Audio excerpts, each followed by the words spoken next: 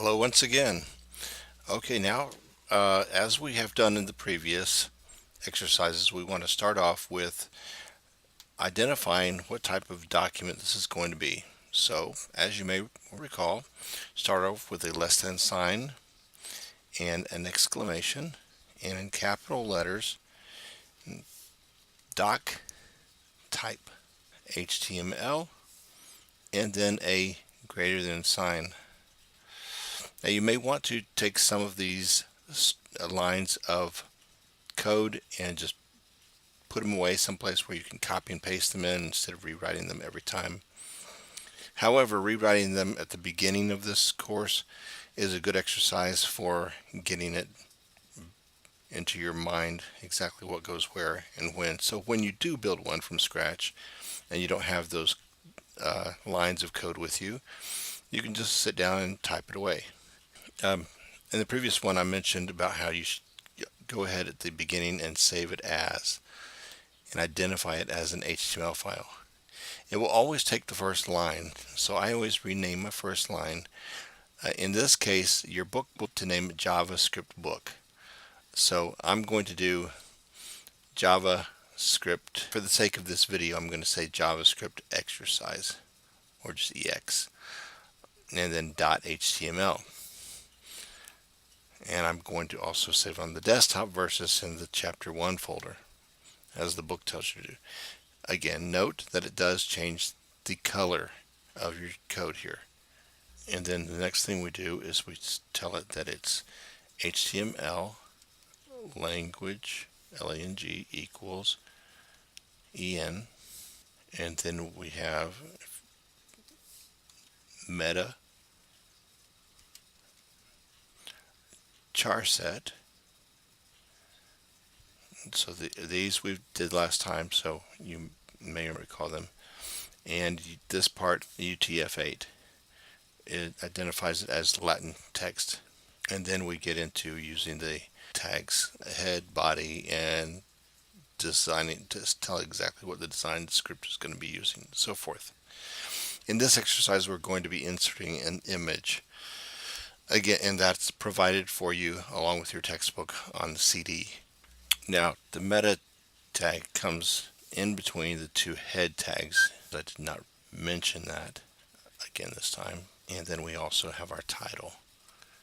And I indent it a little bit just so it makes it a little bit easier to read. And I'll talk about this in class as well. Now, for some reason, this application at times will capitalize everything.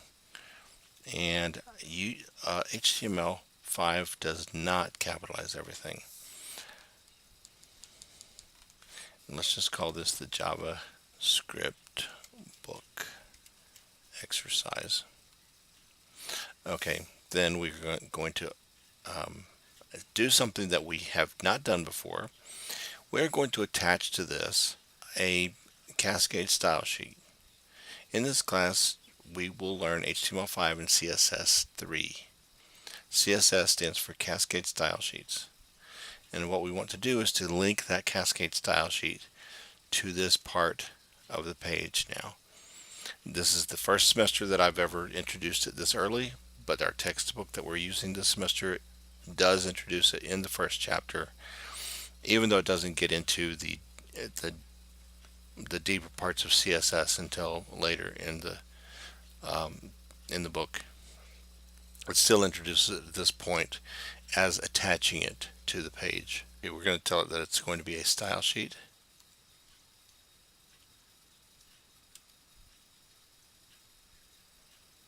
And then we have to tell it what the name of the style sheet is. We're going to call this one book.css. And as usual, you will put things like style sheet in quotes, href equals in quotes, and then we're going to call it book.css.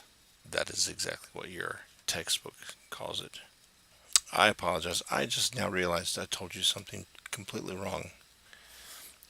You're linking a style sheet, so we're not going to say relative style. We're going to say link relative. REL stands for related to. This document, to this HTML document, will be a CSS file. So sometimes you'll have the link rel equals JavaScript, and then you put here in href where the location is of that JS file. We're not going to do JavaScript this semester. We're not going to do PHP. We're going to do strictly HTML and CSS, which is enough for a semester anyway. So now link relative equals style sheet, and where is it? It's we do the hypertext reference, so we're going to refer to it and its location. Some people do this, and I will show you this, but I'm not doing it. They'll put css/book.css or main, and main or style are the two common names that I see for names of CSS files. The CSS slash means that it's in a folder called CSS, and that you do that when you have like 6 or 7 CSS files to your website. In this semester you will have possibly 2, but usually there's only one in a given semester that students use in the class. That one style sheet has everything, and I'll describe more details of the style sheet in class. And now we want to close off here. We close off our head tag, and then we can start onto the body. Now we're not going to go and add the background color and so forth, because now we're doing a CSS file. CSS is where we will tell it what colors the background are, what colors the fonts are, what type of fonts they are, so on and so forth. All of that is in one file, so that if you have 100 pages on your website, you can change those lines in the CSS file and it applies to all 100 web pages on your website. That's how it gets its name, a cascade style sheet. It cascades across all pages. So again, take a look at that, make sure you have that down. It's wise to practice with me, so if you need to switch and pause, go to another screen, or to minimize this video and then pull it up Sublime and make these changes, do work along with me. It will be helpful for you to retain the information. And every once in a while, do a save, or control save, command save, depending on if you use a PC or a Mac. Okay, I copied the first line so I could put it in there quickly like that. We also have an image that we're going to add. We haven't done images yet. So this is an H1. We've been introduced to the H1, and I've told you about the H2, H3, all the way through 6. So the H1 will be looking like this. You can tell H1 to be any size you want now that you have a CSS file attached. In your CSS file, you can say, well, I want all H1s to be such and such size, you want them to use a certain font, and you want to have a certain color. You can assign all of those to that element. CSS allows you to assign specifics to elements.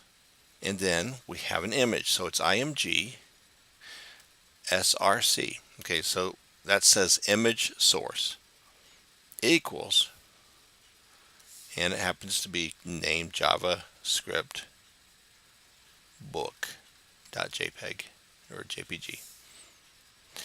And something we always want to do is add an alternate tag. Alt tags help for Google to discover your website, because Google cannot read images. It doesn't know what an image is. It sees it and just passes it up. However, if you have a given image, such as a JPEG, PNG, or GIF, an alt tag that tells what that image is, it can actually read it and then index it into Google's database or Yahoo's database, whatever you use to do your searches. It will find exactly what that image is by seeing the alt tag. And the web bots are designed to recognize the ALT in an image source code. Now, even though I've told you before that only the things that are outside of the greater than and less than sign is what displays, it's a little bit different here. When it comes to images, you're telling it the source is. That is it. Well, in this case, JavaScript book, that image is what's going to display, and it does not have to be on the outside. And in most cases, always closed, and actually up until now, in every case, we have closed the tags. The element title starts there, and we close it within, down on this end. However, image is one of the few exceptions to that rule. Image, you can do a space slash and it's closed. So it's open and closed within the same line. And it's called a self-contained tag because it has the opening and closing all in one. But it's just one of two or three that are like that you'll have to know. BR for break is also that way. So if you want to put a break in a line, as you would press enter, let's say you're writing in Microsoft Word, you press enter, it breaks and gives you another line to type on. Well, that's exactly what a BR does, but it's BR space slash, then closing the tag. Now to kind of speed things up, again, I've copied the text. This is the text that's also, I believe, is provided for you on the CD, or the textbook has a link where you can download the files. Also, I have these files uploaded to Moodle, so they're accessible there. There's no reason not to have your exercise files, since they can be accessed through Moodle. You can ask me personally to provide you. If you bring me a flash drive, I can give them to you. You can download them from the link that's listed in your textbook or on the CD that's in the textbook. So if the CD breaks, for instance, you're still safe. You're taken care of. You should have these files in one way, shape, or form. So what this does is it gives us we're back to the paragraph tag we used before, I introduced you to earlier on. So I'm just telling it that this is what I want it to say. And just below it, I want to close the paragraph tag and open a new one. That also gives you a break line. When you open paragraph, close paragraph, open paragraph, and then this one.